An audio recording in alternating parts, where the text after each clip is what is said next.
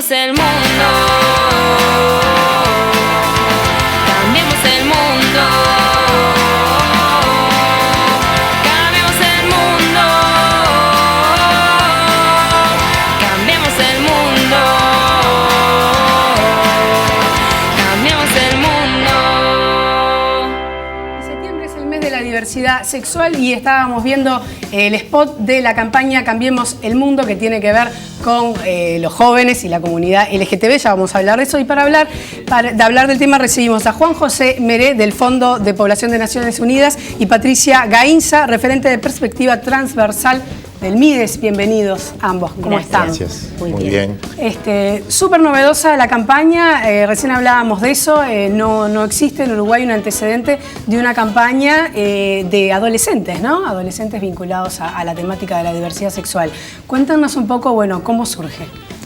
Bueno, la campaña es una iniciativa de la Dirección Nacional de Políticas Sociales del MIDES, que conjuntamente con Naciones Unidas, con UNFPA, conjuntamente con la agencia que donó la campaña, la agencia La Bolsa del Hombre que me dijo la hora, nos permitió dar una respuesta a una problemática que es el hostigamiento, la violencia, la discriminación en los espacios educativos de adolescentes y jóvenes por identidad de género o orientación sexual, es decir, por ser lo que profundamente sienten, ser gay o ser lesbiano o ser trans, y es una problemática que una encuesta del año pasado, de final del año pasado, reconoció que la población uruguaya siente casi 90% que hay discriminación, casi 40% de las personas sienten que las personas trans son receptoras de un trato desigual o injusto, que casi 30% reciben de la población uruguaya piensa que las chicas lesbianas también reciben ese trato, y esto tiene consecuencias de sufrimiento inútil y tiene consecuencias de interrupción de trayectorias educativas. Claro. Uruguay es un país que en los últimos tiempos ha como avanzado mucho en ese tema. Sin embargo, ¿cuál es la situación en el ámbito, digamos, liceal, escolar y liceal? Como decía Juan José, ¿no? Sigue habiendo hostigamiento. ¿Cuáles son los números? ¿Qué más me pueden decir respecto de los centros educativos y demás? Bueno, nosotros desde el MIDES, que estamos trabajando desde el 2010 en este tema que es más amplio, que es el tema de las políticas públicas y la diversidad sexual. Bueno, entre muchas de las acciones que hemos desplegado, una de ellas y muy importante es la investigación. Y en este sentido, bueno, sí hemos podido empezar a sistematizar algunos datos y algunos estudios sobre el tema que antes no habían, no existían en el país, y eventualmente si había alguno era muy disperso, no estaban sistematizados. Y bueno, tenemos una realidad muy grave, especialmente, por ejemplo, si hablamos de la población trans, el 70% abandona el secundario. Recordemos además que en la edad de los 13, 14, 15 años, segundo, tercero del liceo, es la etapa del destape, lo que ellos y ellas llaman el destape, y bueno, ahí se genera un conflicto institucional, familiar, también con el propio sistema educativo, que no está formado ni preparado, ni sabe muy bien qué hacer. Qué terrible, ¿no? Porque es terrible y compleja la situación en cada familia, totalmente, en cada ámbito personal. Y que es una misión del Estado, además, claro, ¿no?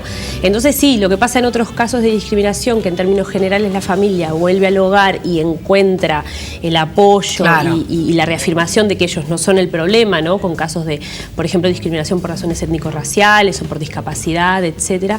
Cuando esta persona vuelve al hogar, tiene el cobijo, ¿no? Y la afirmación de la familia. Y en el caso de la diversidad sexual, tristemente, la mayoría de las veces sucede que la familia reafirma ese estigma, ¿no? Claro. Entonces es una situación de vulnerabilidad por la edad, total, por las sí, condiciones, exacto, desde todos los puntos de vista. Entonces, bueno, hoy en día los datos nos dicen que el 70% de las personas trans abandonan el liceo abandonan el liceo y además luego, ¿qué pasa con esas personas? Y bueno, eso trae implicancias muy serias. Imaginemos que es una niña o un niño en situación de calle, ya sea una chica trans o un varón trans. Y eso genera entonces que tengamos una persona probablemente en situación de calle, porque muchas veces la desafiliación familiar viene de la mano también de desafiliación educativa. Es imposible mantener probablemente el estudio si no tenemos la referencia del hogar. Esto implica truncar también una proyección a futuro, o sea, qué voy a hacer, qué quiero ser, qué voy a estudiar, qué no. Y bueno, y tristemente la mayoría de las veces eso deriva en comercio sexual como la estrategia de supervivencia. Desde el MIDES lo que también hemos identificado es que hay como dos grandes poblaciones. Una que es hablando ahora solamente de población trans, ¿no? De lo amplio de la diversidad sexual, y es las personas que ya tuvieron toda esta trayectoria, ahora son personas grandes, entonces se necesitan un tipo de baterías para atenderlas, y otras que son los que hoy en día están viviendo eso, y bueno, y el Estado está asumiendo su responsabilidad de que no puede suceder lo mismo, ¿verdad? Claro. Entonces, bueno, en ese sentido también es que viene esta campaña para pelear contra el acoso escolar. Y sobre todo empezar a hablar el tema en todas las instituciones. Es una campaña que tiene un tono, digamos, muy fresco, ¿no? Porque hay todo tipo de campañas y es como muy discutible en todos los ámbitos, desde la venta de un jabón hasta un tema de conciencia social. Esta campaña tiene un tono muy fresco, no muestra a gente, digamos, sufriendo, estigmatizada, que es como otra línea de campaña. ¿Por qué se tomó este camino? ¿Por qué creen que es el correcto?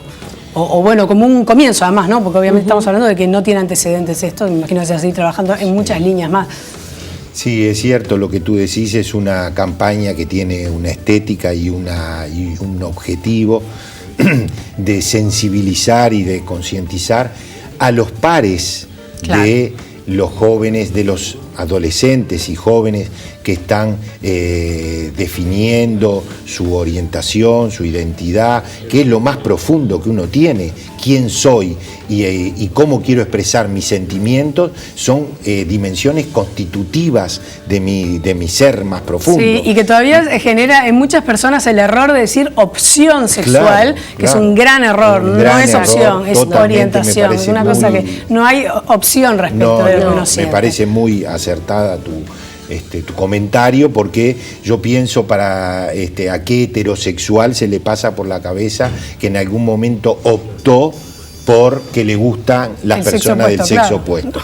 Entonces, esto es algo que constituye la persona humana, y es por eso que Naciones Unidas hace un gran hincapié en decir que esta dimensión constitutiva del ser humano debe ser protegida, es un derecho del ser humano de expresar sus sentimientos y su identidad de género, y creemos que la virtud de esta campaña es que se dirige a los pares, que cada adolescente y cada joven que convive en el aula, en la puerta del liceo o en la escuela, que convive con otros compañeros que expresan una identidad o una orientación diferente, pueden hacer algo por la inclusión, pueden hacer algo por el respeto, porque en definitiva es la convivencia democrática, y es la convivencia que se ve en el video, que es la convivencia en la alegría, en la expresión y en el respeto, y en el respeto de lo que cada uno es.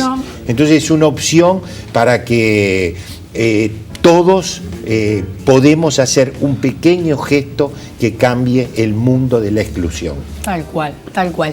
Ya para cerrar, Patricia, ya tenemos que irnos, pero bueno, tú venís de participar en un encuentro, en un congreso que tiene que ver con personas trans y educación, y justamente eso, ¿no? Carreras truncadas de alguna manera, que quizás dé para otro momento, para otra entrevista. Pero lo único que te quiero preguntar ya para cerrar es, ¿qué pasa a nivel docente? Dentro de podríamos decir lo que es una carrera carrera de magisterio, por poner, o dentro de lo que es el Instituto de Profesores Artigas, no hay materias, no hay preparación para que los profesores y maestros luego se enfrenten a la diversidad sexual tan grande que puede haber, que contempla en nuestro mundo?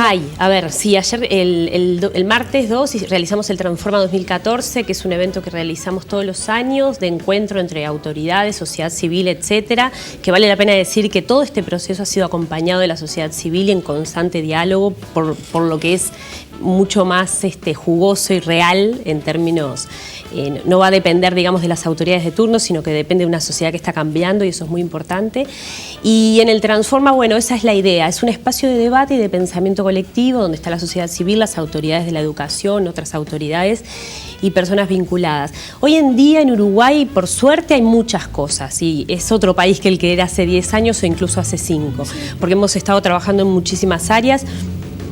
También la educación, también el programa de educación sexual, que viene muy de la mano. Lo que sí es cierto es que no es suficiente, ¿no? Que todavía necesitamos muchas más cosas, y que esto igualmente tiene, más allá de que el Estado es el obligado y tiene que generar políticas en este sentido, y eso, si no lo cumplo, va contra la ley, de todas maneras hay una impronta personal y un interés de cambiar y de mejorar y de ser mejor ser humano de cada uno, que es indispensable para este proceso de cambio. Patricia Gainza, referente de Perspectiva Transversal del MIDES, y Juan José Meré, del Fondo de Población de Naciones Unidas, gracias por haber venido a presentarnos la campaña, y que siga el trabajo adelante y que todo cambie para mejor.